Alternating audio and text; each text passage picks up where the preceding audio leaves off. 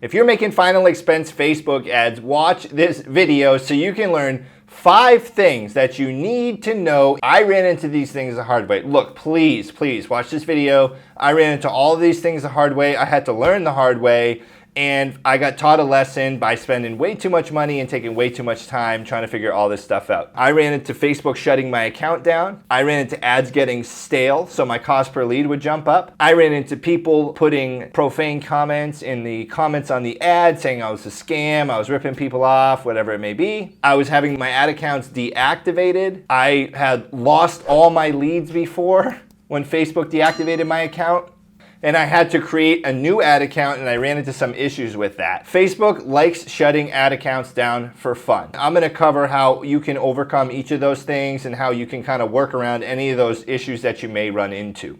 Number 1, with Facebook shutting your ads down, what they may do is reject an ad or disable your account or reject your ad account, whatever it may be. What happens is they either say your ad does not comply with our standards or your account does not comply with our standards. When you publish an ad, for some reason, there are red flags that get tipped at Facebook when there are certain maybe keywords or phrases or something in an ad. I don't know what it is, but sometimes they just flag ads and shut them down and there's no reason, and they actually make a mistake. So the most common reason that Facebook will shut one of your ads down or say that it can't be approved, or the most common reason they may reject an ad is simply because they made a mistake on their end. So what you have to do, you have to submit an appeal for a review. Now, when your ads get rejected, you're going to get an email telling you that your ads have been rejected. There's going to be links in there that you can do to follow the steps to make sure that you appeal the decision that they made to reject your ads. If they come back and they say, no, your ads are still rejected, then you have to go in and see what changes you have to make.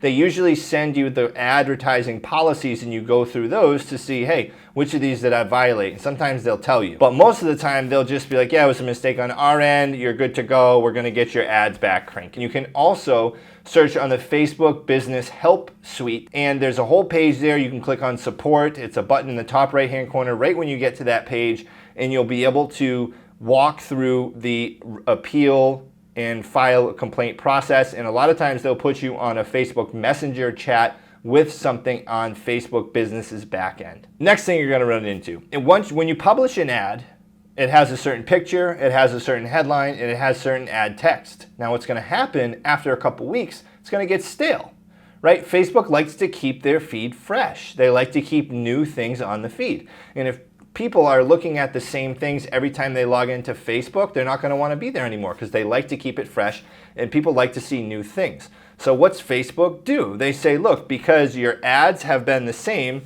we're going to penalize you a little bit and we're going to charge you more money for your ads unless you fix them up. So they start to charge you more money each time they show someone your ad.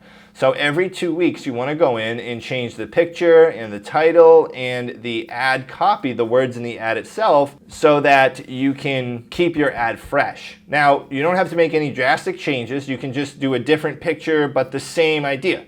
So say you have a gravestone with yellow flowers, you can put a gravestone with red and purple flowers. Okay, that's your picture. If you have a headline that says burial and cremation programs in 2022, you can change it to have it say funeral and cremation program, right? Funeral cremation insurance, whatever you may be. You can just switch the words up a little bit, but keep it on the same theme, okay? And same with the text in the ad.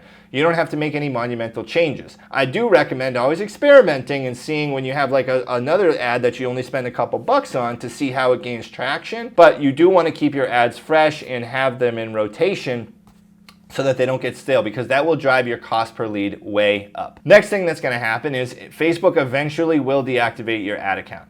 It's a matter of time. It may happen in 6 months, it may happen in 6 years. But it happened to me pretty quickly when I first started making the ads. So when that happens, you're going to have to create a new Facebook account. You want to make sure that you use your name and not a fake name or a nickname or anything like that, because when you go to create a new ad account, Facebook's going to ask you for your ID, okay? So when they ask you for your ID, you're gonna have to give it to them, a picture of it, front and back, and that will validate that it actually is you. So make sure when you go to make a new account that you have a copy of your ID ready. The next thing that's gonna help you with keeping your lead costs down is having your page settings adjusted so that you can filter out profanities, okay? There's a place to go in the page settings when you advertise in Facebook Business. So you have your business page that you create, you have to advertise through that business page, and then within that business page itself, there's a setting where you have a profanity filter, like a spam filter, and you can put certain keywords in there like scam or things like that, where if someone puts one of those words, then it hides the comment. And you want to do that because you're going to get grouchy seniors who are at home with nothing better to do except talk crap on your ad. So putting those filters in will help keep the cost per lead down, because those comments can help will actually drive people away from your ad, and someone will see it and then they'll read that, they'll get scared, they won't want to fill it out, and they'll move on. Then the last thing I want to cover here is, look, you have to set up an integration with Zapier. I talk about it in my How to Build Final Expense Facebook Ads video. What Zapier does, it's essentially a program that's a glue between other programs. So it takes Facebook and it can connect Facebook ads with a Google Sheet. It can connect it with a Gmail. It can connect it with a text messaging program. It can connect it with a CRM. Essentially what happens is it makes it so that if someone fills out a lead form on Facebook, it immediately gets entered into a Google Sheet somewhere or an email. The reason why you want to have them stored on that Google Sheet is because if Facebook deactivates, not if, but when Facebook deactivates your account, you won't have access to any of those leads in Facebook Business Manager. So you want to push them to an external source. Facebook does have a CRM, but don't let it trick you. You want to push those to an external source. You want to push them through the Zapier program, Zapier. You can check out the links in the description to learn about Zapier. You want to use that so that you own your lead. You also want to check out my video on how to make final expense Facebook ads. I have a full walkthrough, and you want to be keeping these things in mind in this video as you're going through that video. Okay, so look, I spent hundreds of thousands of dollars and hundreds of hours learning how to work around these things that I just told you in this video. So please, learn from me, learn from the other people I know who make final expense Facebook ads. Don't make the same mistakes we did. I hope you guys crush it out there. Happy marketing.